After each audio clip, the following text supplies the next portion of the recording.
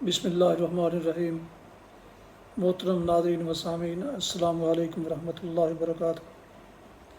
امید ہے اللہ تعالیٰ کے فضل و کرم سے خیریت سے ہوں گے۔ اللہ تعالیٰ آپ کو ہمیشہ ہر حالت میں اپنی حفظ و امان میں رکھے۔ کڑوے گلاب سلسلے کا ولاگ پیش کرتے ہیں، جسے جناب محمد سلیم بٹ کی تصنیف کڑوے گلاب سے لیا گیا ہے۔ پیش کرتے ہیں آج کا ولاگ۔ آج کا ولاگ محترم سامعین ناظرین، آج کا ولاگ جو ہے یہ پنجابی میں ہے۔ عنوان ہے بلو پائی جان۔ وہ اپنے بلو پائی جان نے جڑے وہ دبئیوں ڈھیر سارے روپیہ لے کر آئے تو دور پنڈ دے نال وڈا سارا بنگلہ بنا لیا۔ وہ اپنے بلو پائی جان جو ہیں دبئی سے بہت سارا روپیہ لے کر لائے اور دور گاؤں کے ساتھ ایک بہت بڑا بنگلہ بنوایا۔ بنگلہ سی تے چپ گڑھ رو اندر وڑو تے نرا چپس ہی چپس، اگے پھر غسل خانے بنائے جنوں باتھ روم کہندے نے، ساڑے انگریزی سٹائل دے۔ انہاں دا بوہا ہی کوئی نہیں لایا، صرف 2 بتیاں لا دیتیاں، جی ریڈ جلدی تے سٹاپ، جی ہڑی بتی جل رڑی یہ تے گیٹ ان۔ ہن بلو پائی جان دیاں توماں تے بڑیاں نے تاں پھر پولیس نوں پتہ لگ گیا تے پولیس پی گئی باہر، نریاں پولیساں ہی پولیساں۔ بلو پائی جان باہر آیا تے نال ہی گولی دی آواز آئی۔ پھر چپ کر جا کے پھر کی ہویا؟ بلو پائی جان اندر گیا، اپنا ولایتی سوٹ کیس کھولیا، وہ دے وچوں لب کے اپنا ریشمی سپیشل دبئی والا لاچا کڈیا تے باہر آ گیا تے پولیس نوں لڑکاڑا ماریا، چلا ہوئے گولیاں پولیسی ہو۔ لو جی پولیس نے گولیاں چلاونیاں شروع کر دیتیاں۔ ادھر گولی چلے، ادھر بلو پائی جان لاچا کر دین، اگے کر دین، گولی تلک کے تھلے جا پڑے۔ لو جی ادھر گولیاں چل رہی سن تے بلو پائی جان دے لاچے تو تلک تلک کے تھلے جا رہی سن۔ آخر بلو پاجی لاچا کڑتا، لاچا سی پاجی لاچا سی چانی چانی ہو گیا۔ بلو پائی جان نے ایک ہوڑ کارروائی کی، پچھوں دی جا کے چری دی طرح نالی تے چھال لائی تے نالیوں نالی لاہور پہنچ گیا تے پولیس اوتھے ہی گولیاں چلاندی رہی۔ لاہور پہنچ کے تے دبئی دا جہاز تیار سی تے بلو پائی جان دبئی پہنچ گئے۔ اگلے ولاگ کا عنوان ہے امانت۔ میں اپنی تیسری کتاب کی اشاعت کے سلسلے میں وسط جون 2003 میں پاکستان آیا تو آنے سے پہلے لاہور اپنے بھتیجے شہزاد بٹ کو اپنے برادر اکبر حاجی منظور حسین بٹ مرحوم تاریخ وفات 12 مارچ 1995 جو کہ ایک سیاسی کارکن تھے کی طرف سے لکھی گئی چند اچھوتی تحریریں ڈھونڈنے کو کہا۔ مل جانے پر ایک دفعہ پھر مطالعہ کیا۔ ان متاثر کن تحریروں میں اچھوتے خیالات، پاکستان کے ابتر سیاسی حالات، اس پر ہونے والا ظلم، اس کے خلاف ہونے والی سازشوں کو ایک انوکھے انداز میں کچھ طنز کچھ مزاح کے مرکب سے پیش کیا جو وطن سے محبت رکھنے والوں کو ضرور پسند آئیں گی۔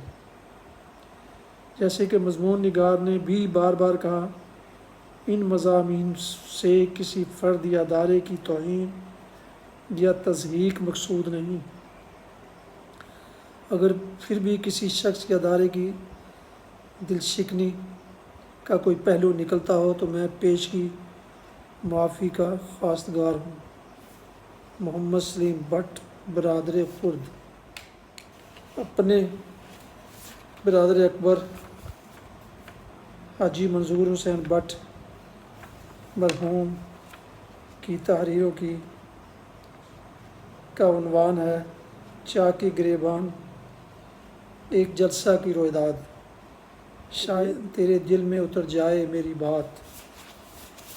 شہر کے وسط میں واقع پارک میں مسلم لیگ کے زیر اہتمام جلسہ ہو رہا تھا۔ اسٹیج پر اپنی اپنی باری آنے پر اپنے خیالات اور احساسات کو جذباتی الفاظ کا رنگ دے کر عوام سے تاد و تحسین حاصل کر رہے تھے۔ پنڈال کے چاروں طرف اکابرین مسلم لیگ کے قد آور فوٹو نصب تھے۔ جلسہ گاہ میں مسلم لیگی ورکر اپنے من پسندیدہ لیڈروں کی تقریروں کے درمیان اپنے والہانہ خلوص کو نعروں اور تالیوں کی شور میں کی شکل میں مقررین کی خدمت میں پیش کر رہے تھے۔ میں ماضی و حال کے آئینے میں مسلم لیگ کے عروج و زوال کے خدوخال دیکھنے میں محو تھا کہ اسٹیج سیکرٹری نے مقررین کی فہرست سے میرا نام پکارا۔ میں اسٹیج کی طرف جانے لگا تو ایک مقدس روح جس کا قد مینار پاکستان سے بھی بلند تھا، جنت الفردوس کے پھولوں کی چادر اوڑھے میرے راستے میں کھڑی ہو گئی۔ میں فضا میں پھیلی ہوئی خوشبو سے مدہوش سا ہو رہا تھا کہ اس نے فرمایا، کہاں چلے ہو؟ میں نے سہمے ہوئے انداز میں عرض کیا، اسٹیج پر۔ انہوں نے فرمایا، کیوں؟ میں نے تھوڑا سا حوصلہ کر کے عرض کیا، جنت الفردوس کے زیر سایہ خلد بری کے اس گوشے میں مسلم لیگ کا جلسہ ہو رہا ہے اور میرا نام بطور مقرر پکارا گیا ہے۔ میں بھی دیگر مقرروں کی طرح اپنے خیالات عوام کے گوش گزار کروں گا۔ اس مقدس روح نے فرمایا، جانے سے قبل میرے چند سوالوں کے جواب دے جاؤ، پھر جو دل میں آئے کہہ دینا۔ میں ہمتاً گوش ہوا تو اس نے فرمایا، تمہیں وہ وقت یاد ہے جب بدیشی حکمرانوں نے تمہیں غلامی کی زنجیروں میں جکڑ کر مفلسی اور مایوسی تم پر مسلط کر رکھی تھی؟ ہندو نے سیاست اور تجارت کو اپنی لونڈی بنا کر تمہیں بے بسی کے ماحول میں زندگی بسر کرنے پر مجبور کر رکھا تھا۔ انگریز اور ہندو نے تمہیں مذہبی طور پر مفلوج اور مالی لحاظ سے مفلوق الحال بنا کر گمنامی کی عمیق ترین گہرائیوں میں دفن کرنے میں کوئی کسر نہ چھوڑ رکھی تھی۔ مجھ سے تمہاری یہ حالت دیکھی نہ جاتی تھی۔ میں نے تمہیں گوشہ گمنامی سے نکالنے کے لیے اور تمہارے اندر سوئی ہوئی اسلامی روح کو بیدار کرنے کے لیے یہ پیغام دیا، اس سراب رنگ و بو کو گلستان سمجھا ہے تو، اے نادان قفس کو آشیاں سمجھا ہے تو، تجھے اس قوم نے پالا ہے آغوش محبت میں، کچل ڈالا تھا جس نے پاؤں میں تاج دارا،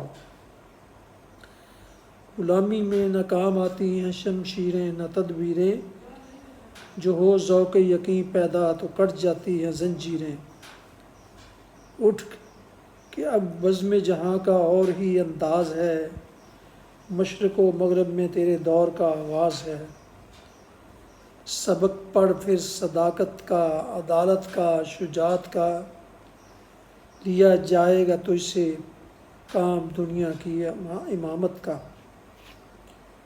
پھر جب تمہارے اندر آزادی حاصل کرنے کا جذبہ بیدار ہوا تو تم نے اپنے اسلاف کے کارناموں کو مشعل راہ بنا کر اپنے مذہبی تشخص اور اپنے سیاسی و معاشی وقار کو بحال کرنے کے لیے ایک مثالی جوش و جذبے کے ساتھ متحرک ہونا شروع کر دیا۔ دشمنان اسلام نے تمہارے مطالبہ آزادی کو اپنی مکاری و ریاکاری اور فرعونیت و رعونیت کی موت سمجھ لیا۔ ہندو نے تمہارے جذبہ مطالبہ آزادی میں محمد بن قاسم اور سلطان محمود غزنوی کے دبدبہ کو محسوس کر لیا تھا۔ دونوں ہی مسلم دشمن طاقتوں نے اپنی تباہی و بربادی کے تصور سے باہمی گٹھ جوڑ کر کے اپنے منافقانہ، یارانہ و شاطرانہ اور بے دریغ صفاقانہ ہتھ کنڈے استعمال کرنے شروع کر دیے۔ دونوں طاقتوں کے مذموم عزائم کے مقابلے میں تمہارا جوش و جذبہ گواہی دے رہا تھا۔ شام غم لیکن خبر دیتی ہے صبح عید کی، ظلمت شب میں نظر آئی کرن امید کی۔ دونوں مخالف قوتوں نے جہاں اور بے شمار حربے استعمال کیے، وہاں سب سے خطرناک حربہ یہ استعمال کیا کہ مسلمان ہند کے دلوں سے اسلامی اخوت، جذبہ جہاد، باہمی ملی جذبات کو ختم کرنے کے لیے بعض نام نہاد علماء اور چند مفاد پرست سیاستدانوں کے ذریعے تمہارا شیرازہ بکھیرنے کے لیے تمہیں فرقہ بندیوں اور سیاسی گروہ بندیوں میں تقسیم کروانے کی گھناؤنی سازش کی، تاکہ ایک طرف تو تمہیں سیاسی موت کی وادی میں دھکیل دیا جائے اور دوسری طرف تمہیں بھیڑ بکریوں کے ریوڑوں کی طرح خرید کر اپنے ناپاک عزائم کی تکمیل کروائی جا سکے۔ مجھے دشمنوں کی اس چال سے مسلمان ہند کی تباہی و بربادی کا منظر نظر آ گیا۔ میں بھی غافل نہ تھا، اسی لیے تمہیں کہا تھا، فرقہ بندی ہے کہیں اور کہیں ذاتیں ہیں، کیا زمانے میں پنپنے کی یہی باتیں ہیں؟ یہ بھی خدا تعالیٰ کا لاکھ لاکھ شکر ہے کہ تم نے آزادی حاصل کرنے کے لیے دشمنان اسلام کے تمام مکروہ عزائم کو خاک میں ملاتے ہوئے ایک سبز ہلالی پرچم تلے جمع ہونا شروع کر دیا۔ میں جانتا تھا کہ تم مفلوق الحال تھے اور بھوکے بھی، تن ڈھانپنے کے لیے کپڑا اور سر چھپانے کے لیے بمشکل جھونپڑی میسر تھی، جس کی وجہ سے اسلام دشمن طاقتوں نے تمہیں خریدنے کے لیے سیم و زر کے انبار تمہارے سامنے لگا دیے تھے۔ میں نے بھی تمہاری غیرت کو پکارتے ہوئے کہا تھا، اے طائر لاہوتی، اس رزق سے موت اچھی جس رزق سے آتی ہو پرواز میں کوتاہی، دل کی آزادی، شہنشاہی، شکم سامان موت، فیصلہ تیرے ہاتھ میں ہے دل یا شکم، نہ سمجھو گے تو مٹ جاؤ گے اے ہندوستان والو، تمہاری داستان تک نہ ہوگی داستانوں میں۔ مجھے فخر تھا کہ تم نے پیٹ پر پتھر باندھ کر دشمنان اسلام کا ڈٹ کر مقابلہ شروع کر دیا۔ میری چشم حقیقت نے دنیا کے نقشے پر ایک آزاد اور خود مختار اسلامی مملکت کو معرض وجود میں آتے دیکھ لیا تھا، اسی لیے تمہیں دنیا پر حکومت کرنے کی اس کا کیمیا کا مفہوم سمجھایا تھا کہ محمد سے وفات ہونے صلی اللہ علیہ وسلم، تو ہم تیرے ہیں، یہ جہاں چیز ہے کیا لوح و قلم تیرے ہیں، مگر صد افسوس کہ تم نے آزادی حاصل کرنے کے بعد جب دولت کی فراوانی نے تمہیں خوشحالی اور ترقی کی راہوں پر گامزن کر دیا تھا اور اسلامی دنیا نے بھی تمہیں اپنا سرپرست بنا لیا تھا، تو پھر تم نے اپنی اسلامی روایات پر غیر اسلامی رسم و رواج کو کیوں مسلط کرنا شروع کر دیا تھا؟ جب تم مفلس اور فلاش تھے اس وقت تو تم نے مال و دولت کو ٹھکرا کر بھوکے پیٹ ملک حاصل کر لیا، اور جب تم نے آسودگی اور خوشحالی کے ماحول میں زندگی بسر کرنا شروع کر دی، سیم و زر کے انباروں نے تمہاری آنکھوں کو کھیرا کر دیا، ریشم و اطلس تمہارا پیرہن بنا، تو تم نے اقوام عالم میں اپنی بھوک کا مظاہرہ کر کے اپنی قومی غیرت کو ننگا کر کے رکھ دیا تھا۔ جواب دو مجھے، کیوں تم نے خدا تعالیٰ کی خوشنودی حاصل کرنے کی بجائے منکرین خدا سے تعلقات بڑھانے کو ترجیح دی، اور کیوں تم نے محمد مصطفیٰ کی غلامی کو اپنا اپنا کر دنیا کو زیر کرنے کی بجائے مخالفین اسلام سے راہ و رسم بڑھانے کو اولویت دے کر دنیا میں ذلت و رسوائی اٹھائی؟ کیوں نہ تم نے سوچا کہ اقوام عالم میں بلند مقام صرف احکام خداوندی بجا لانے اور آقا نامدار صلی اللہ علیہ وسلم کی غلامی سے حاصل ہو سکتا ہے، جو کسی اور ذریعے سے نہیں حاصل ہو سکتا؟ میں نے تو تمہیں مجاہدانہ زندگی بسر کرنے کا اصول بتا دیا تھا۔ میں تجھ کو بتاتا ہوں تقدیر امم کیا ہے، شمشیر و ثنا اول، طاؤس و رباب آخر، مگر تم نے تو اپنے اسلاف کے کارناموں کو فراموش کر کے اور شمشیر کو کند کر کے قدم بوسی کو اپنی بقا کا ذریعہ سمجھ لیا۔ جواب دو مجھے، اس ذلت و رسوائی کا مجرم کون ہے؟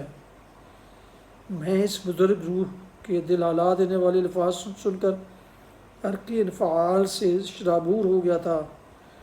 میری کیفیت اس طرح کی ہو گئی تھی، گیا ہے تقلید کا زمانہ، مجاز رخت سفر اٹھائے ہوئی حقیقت تھی جب نمایاں، تو کس کو یارہ ہے گفتگو کا۔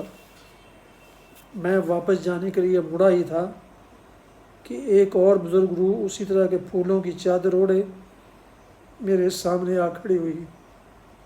میں نے غور سے دیکھا تو اس کی آنکھوں میں پاکستان کے روشن مستقبل کی جھلک نمایاں تھی۔ مجھے تحکمانہ لہجے میں آواز دے کر پوچھا، تو زبزب میں مبتلا ہو یا احساس ندامت ہے جو تم پسینے سے شرابور ہو؟ کون ہو تم اور کہاں سے آئے ہو؟ میں نے باادب ہو کر عرض کیا کہ پاکستان کے دل شہر لاہور کے اس گوشے میں مسلم لیگ کے زیر اہتمام اس جلسہ میں مسلم لیگی ورکر ہونے کے ناطے سے حاضر ہوا ہوں۔ تم جھوٹ بولتے ہو، اس بزرگ نے غصے میں فرمایا۔ اس غصہ بھری آواز میں باپ کے غصے کی جھلک نمایاں تھی۔ پاکستان لاکھوں شہیدوں اور غازیوں کی میراث ہے، اور مسلم لیگ لاکھوں مجاہدوں کی تنظیم، مگر تم نے اور تمہارے لیڈروں نے مسلم لیگ کو عوامی تنظیم بنانے کی بجائے ذاتی تشہیر کی تنظیم بنا کر مفلوج کر دیا، جس کا نتیجہ یہ نکلا کہ ایک ملک کے دو ٹکڑے ہو گئے۔ تم احسان فراموش ہو، تم بددیانت ہو۔ پاکستان کا استحکام اور مسلم لیگ کے جذبے کے تحفظ کا مقدس فریضہ تمہارے ذمے آئندہ آنے والی نسلوں کی امانت ہے، مگر نہ تو تم نے پاکستان کو خوشحال بنانے کا اپنے اندر جذبہ پیدا کیا اور نہ ہی مسلم لیگ کا تحفظ کیا۔ یاد کرو اس وقت کو جب تم انتشار میں مبتلا ہو کر خیش و خاک کی مانند تھے۔ اس وقت میں نے تمہیں اتحاد، تنظیم، یقین محکم جیسے سنہری اصولوں سے روشناس کروا کر تم میں اتحاد پیدا کیا، اور تمہیں منظم کرنے کے ساتھ ساتھ خداوند تعالیٰ پر لازوال ایمان رکھتے ہوئے اپنی صلاحیتوں اور تمہارے بزرگوں کی بے مثال قربانیوں سے دنیا کے نقشے پر ایک اور اسلامی جمہوری ملک کا اضافہ کروا دیا۔ مگر صد افسوس کے وقت گزرنے کے ساتھ ساتھ ہوس زر نے تمہیں اندر سے کھوکھلا کر دیا۔ تم نے اتحاد کی بجائے نفاق کو اپنایا۔ تم نے منظم ہو کر ایک پاکستانی قوم بننے کی بجائے اپنے دلوں میں فرقہ پرستی اور صوبہ پرستی کی دیواریں تعمیر کرنا شروع کر دیں، اور سب سے بڑے دکھ کی یہ بات ہوئی کہ تم نے خدا تعالیٰ کو رازق اور اس کی حاکمیت کو تسلیم کرنے کی بجائے دشمنان اسلام اور مخالفین پاکستان کے جھوٹے وعدوں اور دعووں کے چالوں کو اپنی پناہ گاہیں سمجھ لیا، اور اپنی ناعاقبت اندیشیوں کی وجہ سے اس ملک کے دو ٹکڑے کروا کر بھی نہ تمہاری غیرت کو جوش آ رہا ہے اور نہ تمہیں ہوش آ رہا ہے۔ بابا کی باتوں نے میرے ضمیر کو جھنجھوڑ کر رکھ دیا تھا۔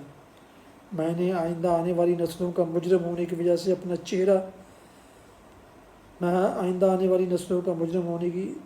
اپنا چہرہ چھپا لینا چاہتا تھا۔ میں نے بحر ندامت میں چھلانگ لگا دی۔ چند ڈبکیاں کھا کر ابھرا ہی تھا کہ ایک ابدی مسکراہٹ والی نورانی روح نے مجھے پکارا۔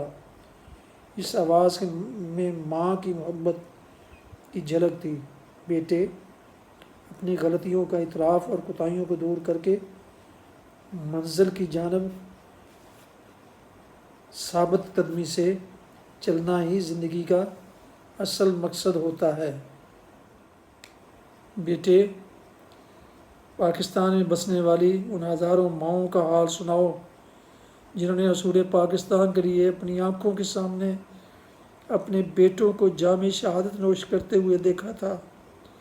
ان بہنوں کا حال سناؤ جن کے بھائیوں نے اصول پاکستان کے لیے جانوں کے نذرانے پیش کیے تھے۔ مجھے ان سہاگنوں کا حال سناؤ جن کے ہاتھوں میں لگی ہوئی مہندی کی خوشبو کو ان کے شوہروں کی قربانیوں کے خون نے جذب کر لیا تھا۔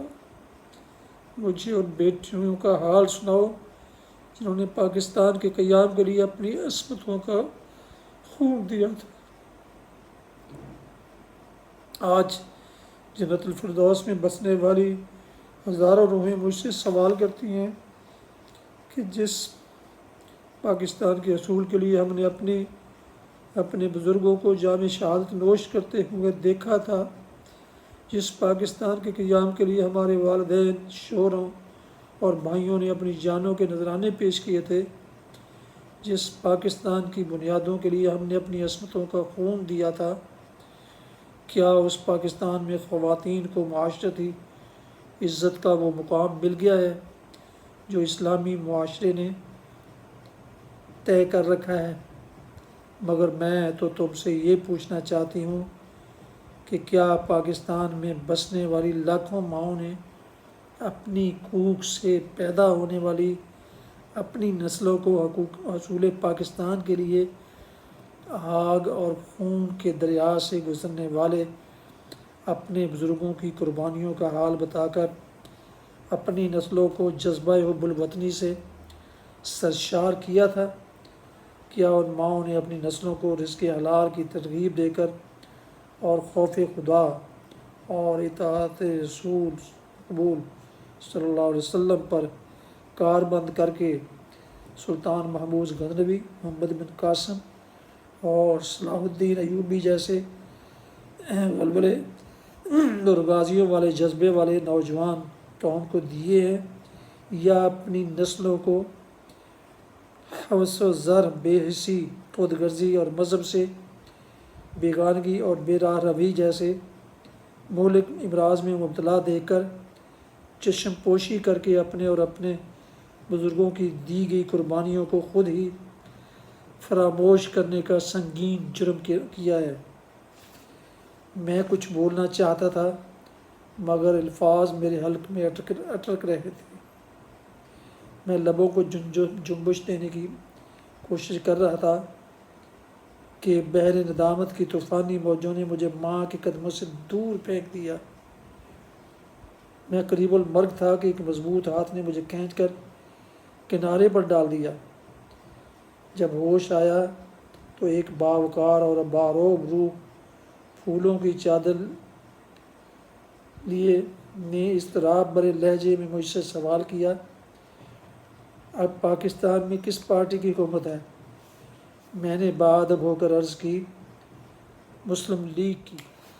میرے اس جواب سے اس مضطرب روح کا چہرہ پھول کی طرح کھل گیا۔ پھر فرمانے لگا، سنو، لیڈران مسلم لیگ کو میرا یہ پیغام دے دو کہ تمہاری ناعاقبت اندیشیوں نے مسلم لیگ کو ٹکڑے ٹکڑے کر دیا ہے، اور تمہاری ریشہ دوانیوں سے پاکستان کے بھی 2 ٹکڑے ہو گئے۔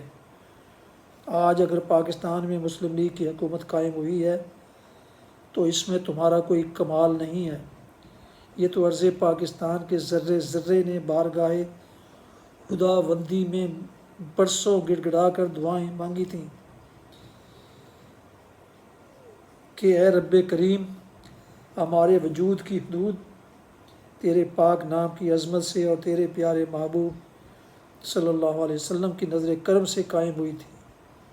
اے خالق کائنات، اب پھر ہم میں نفرتوں کے بیج بو کر ہمارا شیرازہ بکھیرنے کی شیطانی سازشیں ہو رہی ہیں۔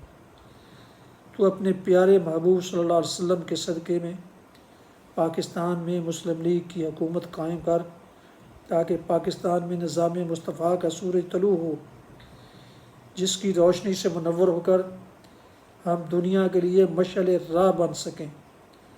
اس باروب روح نے غصہ بھری آواز میں فرمایا، پوچھو ان لیڈروں سے کہ ان کو وہ واقعہ یاد ہے جب ایک کانفرنس میں تقریر کرتے ہوئے ترنگ میں آ کر سردار پٹیل نے کہا تھا کہ اول تو پاکستان قائم نہیں ہوگا، اگر پاکستان بن گیا تو ہم پاکستان کو ختم کرنے سے پہلے مسلم لیگ کو ختم۔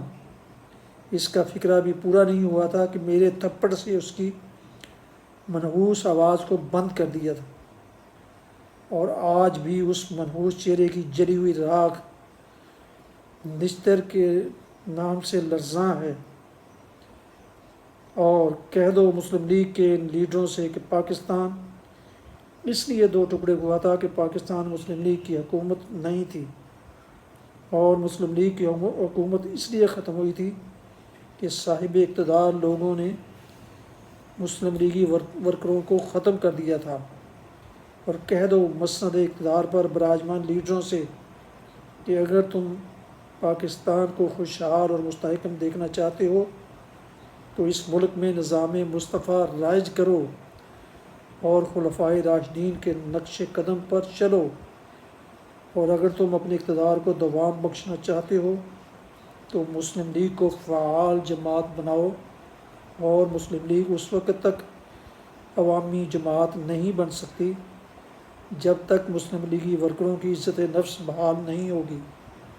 اور کہہ دو ان مسلم لیگی لیڈروں سے، جو لیڈر مسلم لیگ کے ورکروں کی حوصلہ افزائی کرتے ہیں وہ سردار پٹیل کی روح کو خراج تحسین پیش کرتے ہیں، اور جو لیڈر مسلم لیگ کے ورکروں کی خدمات کا اعتراف کر کے داد و تحسین سے ان کی حوصلہ افزائی کرتے ہیں، وہ قائد اعظم کی میراث، مسلم لیگ کے حقیقی وارث اور پاکستان کے خیر خواہ ہیں۔ فضا میں وہ مقدس روح اپنی لیڈر روحوں کے ہمراہ آہستہ آہستہ بلند ہوتی جا رہی تھی۔ جلسہ ختم ہو چکا تھا۔ گرد و پیش سے گزرنے والے سینکڑوں مسلم لیگی ورکروں کی ملی جلی آوازوں نے مجھے چونکا دیا۔ بے شمار صاحب اقتدار لوگوں کے رویے سے معلوم ہو رہے تھے۔ نوٹ: یہ مضمون جناب محمد خان جنیجو صاحب کے دور میں باغ جناح میں منعقد ہونے والے جلسہ میں نصب تصاویر کے زاویوں سے متاثر ہو کر لکھا گیا تھا۔ منظور حسین بٹ، کونسلر حلقہ نمبر 85، رحمان پورہ، مکان نمبر 5، رسول پورہ، کوالیفائیڈ ان پڑھ، اچھرا، لاہور۔ تاریخ وفات 12 مارچ 1995۔ سامعین و ناظرین محترم، یہ تھا آج کا دل کو چھوتا ہوا ایک ولاگ جو جناب محمد سلیم بٹ نے اپنی کتاب کڑوے غلام میں اپنے مرحوم بھائی جناب حاجی منظور حسین بٹ کی تحریر کو اس کتاب میں شامل کر کے پیش کیا تھا۔ اللہ تعالیٰ ان کی روح کو جنت الفردوس میں اعلیٰ مقام عطا فرمائے، اور جناب محمد سلیم بٹ کو ایسی تحریریں لکھنے کی اور توفیق عطا فرمائے، آمین۔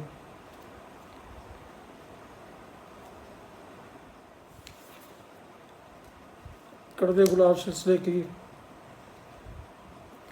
کہ اس ولاگ کو جناب محمد سلیم بٹ نے اپنے برادر اکبر جناب حاجی منظور حسین بٹ مرحوم کی ایک پرانی تحریر، ان کے ہاتھ سے لکھی تحریر کو پیش کر کے انہوں نے اس ولاگ کو ایک بہت بڑی طاقت اور روشنی مہیا کی ہے۔ اللہ تعالیٰ جناب حاجی منظور حسین بٹ صاحب کو جنت الفردوس میں اعلیٰ مقام عطا فرمائے، اور جناب محمد سلیم بٹ کو ایسی اچھی اور اچھی تحریریں پیش کرنے کی توفیق عطا فرمائے۔ اللہ تعالیٰ ان کو سلامت رکھے، صحت تندرستی کی دولت سے نوازے۔ نئے دوستوں سے گزارش ہے کہ ایسے ہی معلوماتی اور دلچسپ مضامین کا ولاگ حاصل کرنے کے لیے یوٹیوب چینل بی اے رشیدی کو ضرور کلک کریں، اور ساتھ میں لگی بیل آئیکن کو پریس کرنا نہ بھولیں تاکہ ایسے پروگرام اور ولاگز ان کو پیدا اور بر وقت ملتے رہیں۔ اللہ تعالیٰ آپ کا حامی و ناصر ہو، اللہ تعالیٰ آپ کو ہمیشہ اپنے حفظ و امان میں رکھے، آمین۔ السلام علیکم ورحمۃ اللہ وبرکاتہ۔